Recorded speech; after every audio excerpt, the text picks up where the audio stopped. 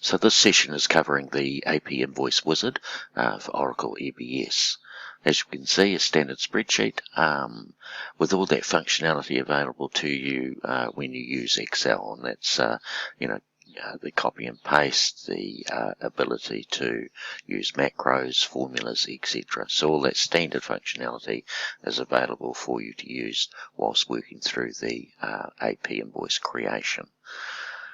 Once installed, there is the additional 3 tabs: the Invoice Wizard tab, which is where basically the production happens, the Setup tab, which enables us to edit our templates and customize our lists of values, and then finally the Custom Query. Very, very useful for running queries against the data in Oracle and bringing that data back down into the spreadsheet. These two are a separate topic and they can be covered in a separate video in more detail. So if we look at the AP Invoice Wizard tab, the first task is obviously to log in using your existing Oracle credentials. So it's important to note as we go through this process that the security that you have set up, the access you have set up currently in Oracle, will be reflected in terms of the use of the spreadsheet. So once we have logged on, a couple of points about the spreadsheet. We will cover the icons at the top as we go through the production process, but what is important to understand is row 10. So row 10 is our default row. So any value in row 10 will be applied to the subsequent lines within the spreadsheet in terms of your production process. So very useful, a date, for instance here, a formula for the date, the operating unit, etc. Anything in that row will then be reflected beneath it. The grayed out areas are for system messaging, and so you'll see the messaging coming back into the grey areas of the spreadsheet. The spreadsheet is tailored by yourself in terms of the columns that you wish to use for your invoice production, and you can see in the template spreadsheet there is quite a number of columns available to you, covering all those fields that you would potentially require to create your invoices. So just using the standard Oracle, either the hide functionality, the delete functionality, and or copy and move the columns in an order that suits your production process. So once you've worked out the columns that you require, then effectively you can then tailor that sheet for your requirements. As you can see here, a reduced number of columns. In terms of getting data into the spreadsheet, you can type directly into the cells, obviously, but the other way is to double click in a cell, and that will bring up the data entry form for that particular section of the spreadsheet, in this case the header. And then within the forms, obviously the yellow areas are for mandatory data elements. So we could put our invoice number in for dates required. Then the date picker is presented. Obviously there's some defaulting that is taking place, like for instance if we didn't have a date in there and there wasn't a date in the default row, row 10, then it would default to today's date. Invoice amount, or use the calculation function. We have lists of values. We also have the search capability, so you're able to use the wildcard search to search, in this case, for the supplier. And then once we've chosen the supplier, any other fields that will be defaulting from that supplier will automatically populate, or if there's a list of values, in other words more than one option, you are presented with a list of values and you can then populate it accordingly. And as we're filling in that form, it will go through a certain level of validation against the data. So if it was incorrect at this point, then it will tell you. So that's using the forms. As I say, we can double click into the cell, or indeed they are available to you in a drop down list within the ribbon. We've just been into the header, attachments, holds and distributions. So you can see within my demonstration spreadsheet we have the data pre-populated. We're using descriptive flex fields in some cases.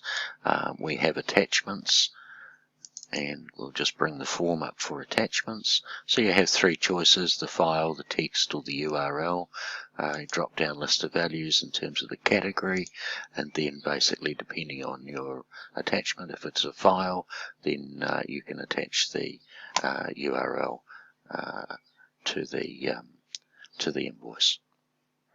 So that's attachments. Equally in terms of holds and releases, again a form is presented with your hold names, and once you've selected the hold name, it auto populates the hold reasons, and then of course we've got the release side of it as well. So there's our list of values around the releases. So we can add attachments at this point on creation, and we can subsequently add attachments once the invoice has been created, and indeed holds, etc. And then of course we've got our line information, our accounting information over here on the edge of the spreadsheet.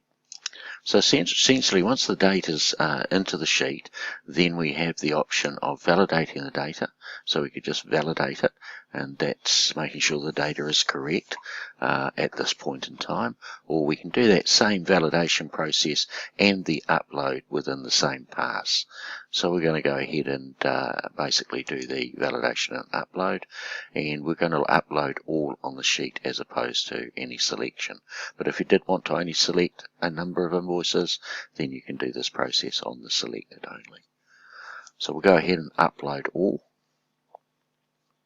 It'll do that validation in the first instance, and that will be then populated in the status columns within the spreadsheet, as we can see there. So that process is complete, and so all the invoices are now ready for the payables import. So we can go ahead and submit the import. We'll select our gateway batch, start the import, and we're able to view the progress of that import via the concurrent request form. As we can see here, it's pending, so it just takes a minute now to go through that process.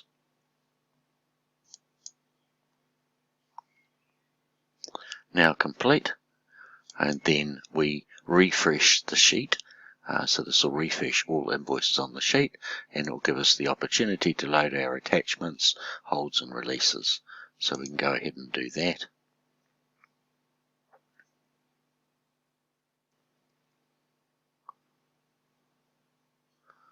Our holds and our releases. So that effectively completes the process. Each of these invoices are now existing in Oracle. You will note the validation status is never validated. Essentially we can submit the invoice validation directly from the sheet, and so we could go ahead and do that from here, and then once that process is complete, we do the refresh and the validation status will be validated, assuming of course the data is correct and is worthy of the validation in Oracle.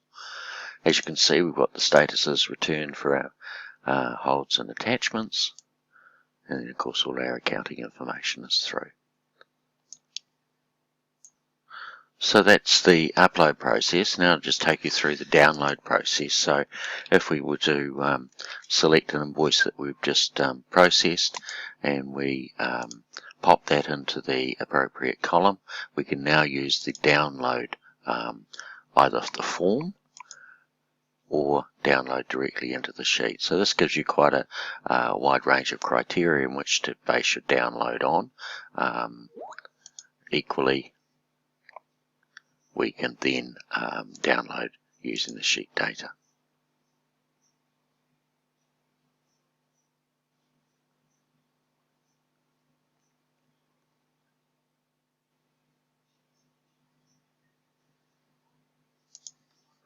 And there we have the information associated with that particular invoice we've just created, and we've downloaded it into the sheet.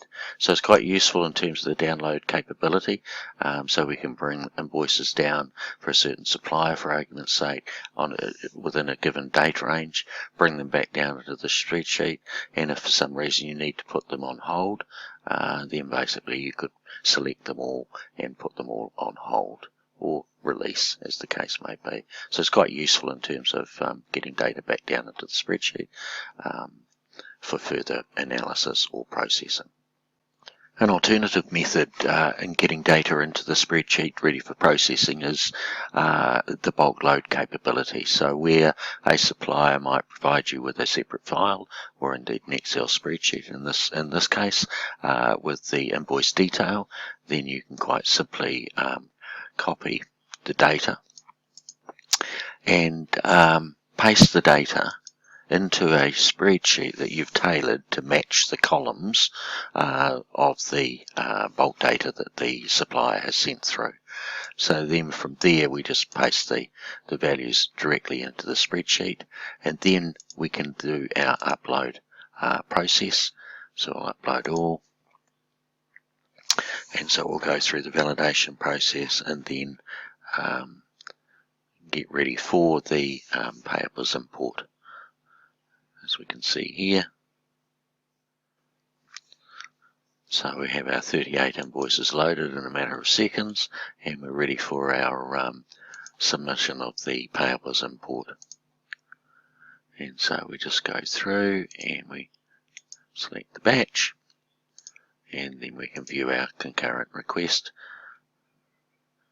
As you can see, it's the pending one there.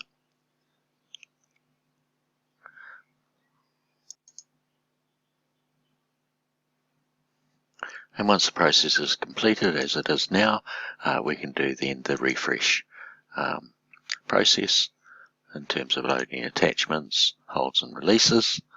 And as you can see by the validation, the status, all those invoices are now created, and all the attachments are now loaded in Oracle in 2 seconds.